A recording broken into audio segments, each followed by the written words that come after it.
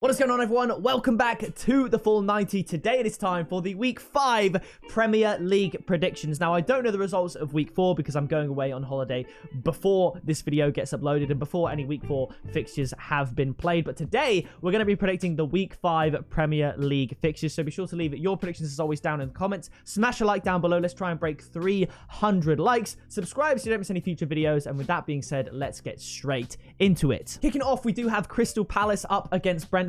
I'm liking what I'm seeing from both of these teams. I predicted last week for Brentford to beat Everton at home. Don't know if that happened. And Palace to give City a good game, but ultimately lose out. I think going back to Selhurst Park, although Brentford have looked pretty exciting this season, Palace are, I think, a level above and they're more Premier League proven and Premier League ready to go. I'm going to give them another victory at Selhurst Park with both teams to score. I predicted Palace to win and both teams to score against Newcastle a couple of weeks ago and it worked. So I'm going to go for a 2-1 win to Crystal Palace. I don't have any tips for this video, I will say, because I don't have any values for you because these fixtures aren't yet on any betting websites.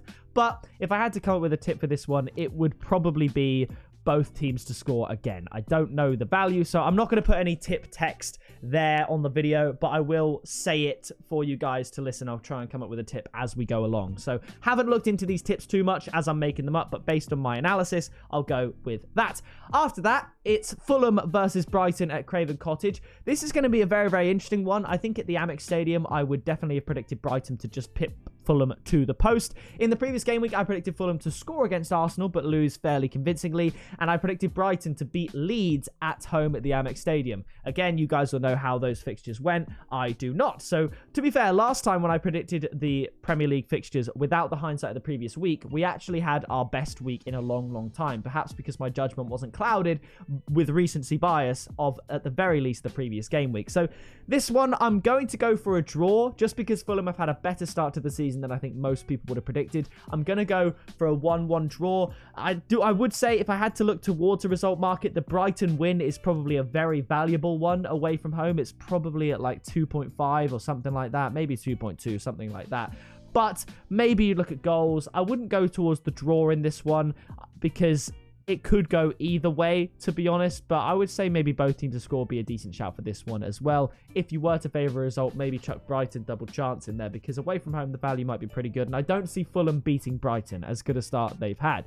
After that, it's St Mary's Stadium for Southampton up against Chelsea. I had Southampton losing just to Manchester United with scoring a goal, and I had Chelsea beating Leicester with both teams to score in the previous game week. Just saying these so you guys can reflect and think, oh, he did terribly, or oh, he did pretty well. I think Chelsea are going to win. Although Southampton managed to beat Leicester, I do think Chelsea will be able to beat Leicester as well. This is a little bit different. And Chelsea, having dropped points to Leeds recently, they really do need to bounce back and make sure they don't get cut too far adrift from the likes of Manchester City, Tottenham, and Arsenal. So I'm going to go for a Chelsea win. Very, very close, though. And I do think Southampton will score. I'm going to go for a 2-1 win to Chelsea. If you're feeling brave, perhaps Chelsea to win and both teams to score. Perhaps over 2.5 goals as a shout for this one. Speaking of goals, we travel next to Ellen Road for Leeds up against Everton. I had Leeds losing out to Brighton. And I had Everton... What did I have Everton? I had Everton losing out to Brentford away from home. But this is another away fixture for Everton. It's going to be at Ellen Road. I think Rodrigo could score. I think there's going to be a lot of goals in this one. So my score prediction, I'm going to go for a 3-2 win to Leeds. If I had to have a tip, it would probably be doubling up with both teams to score and over 2.5 goals. That's probably at least 1.8, maybe around 2. By the time the odds come out, I think it looks very, very good. Maybe even Leeds win as a tip, just so that way it doesn't have to rely on Everton to score any goals, because who knows if they're going to be able to score. But I do think this will be a high-scoring, crazy goal fest anyway. After that, we travel to the south coast, right near where I live, Bournemouth up against Wolves. Wolves not having a great start to the season. I predicted Wolves to lose 1-0 to Newcastle in the last game week and Bournemouth to lose 4-0 to Liverpool. Bournemouth picking up a win. Wolves barely scoring any goals, only scoring 1. The Vitality Stadium is a hard place to go. The atmosphere will be ready for Wolves, and I think it's going to be quite an uninspiring game, to be honest. I'm going to go for low scoring, but both teams to get on the score sheet in the sense that Wolves are better than Bournemouth. So I'm going to go for a 1-1 draw. I don't see Wolves scoring more than once. If anything, Bournemouth could actually nick a win here. but I'm going to go for a 1-1 draw. I think at Molineux, Wolves-Bournemouth, I'd predict 1-0. So this one, I don't know what tip to give you, to be honest. So I'm just going to leave that one alone. After that, it's Manchester City at the Etihad hosting Nottingham Forest. I predicted City to beat Palace 3-2 in a crazy game and Nottingham Forest to lose to Tottenham 2-0. I'm going to go for a high-scoring Man City win. I think Haaland's going to score again. I think Kevin De Bruyne is finally going to score. He's not going to get an assist. Well, he might get an assist, but he's going to score as well. I'm going to go for Manchester City 4, Nottingham Forest 0. In fact, I think Kevin De Bruyne might open the scoring in this fixture. I just get a funny feeling it'll be one of those Etihad days where De Bruyne opens the scoring in the first half. So we'll go with a 4-0. After that, it's top of the table. Arsenal up against Aston Villa. I had Arsenal beating Fulham, and I had Aston Villa drawing with West Ham, giving West Ham their first point and goal of the season. Aston Villa have been looking a little bit shaky. They lost to Crystal Palace as expected, and I think Arsenal are going to do a number on them.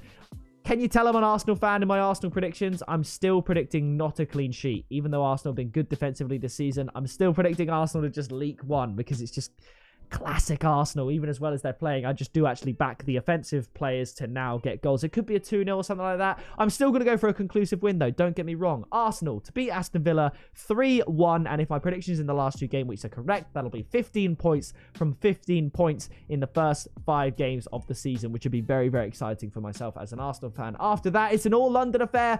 West Ham up against Tottenham.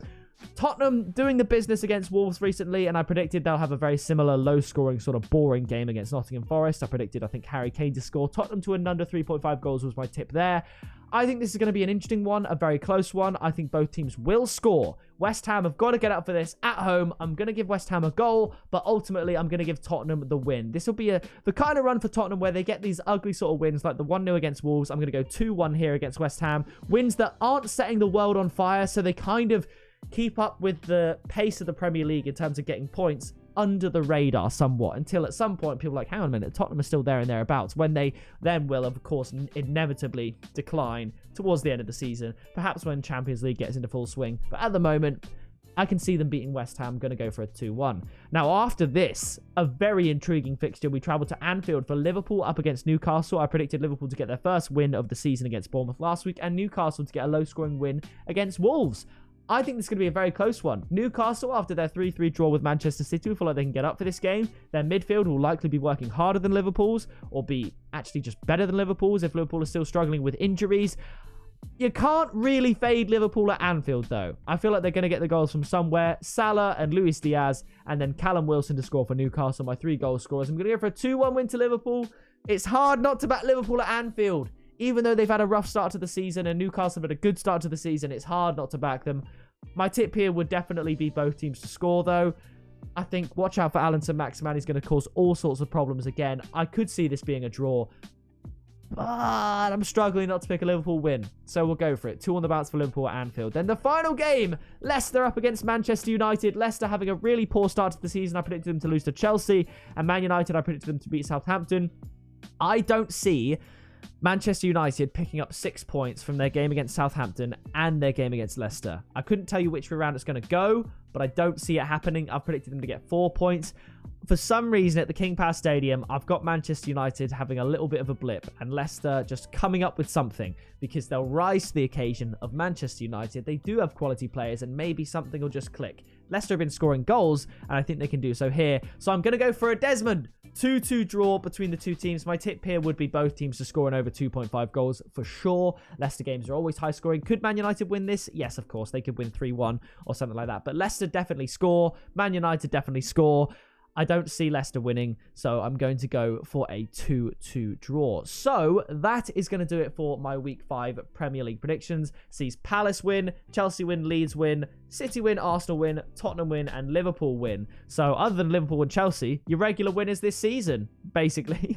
And that would leave Arsenal at the top of the table, City, Tottenham close behind, and then Liverpool and Chelsea finally making their way at the table. Leeds still presenting themselves very high at the table should those results come to fruition as well. And of course, shout out to Brighton Fulham, all those people that have had a really good start to the season. So that is going to do it for the Week 5 Premier League predictions. Week 6, should I get it filmed, will be not in this setup. It'll just be with a camera. I'll be sat on like a sofa or something. I won't have any fancy graphics. I'll just talk you through the results. I know that's not ideal, but it's better than nothing, and it means I still get my predictions out to you. So be sure to drop a like, subscribe so you don't miss that video, and I'll see you in that video very soon.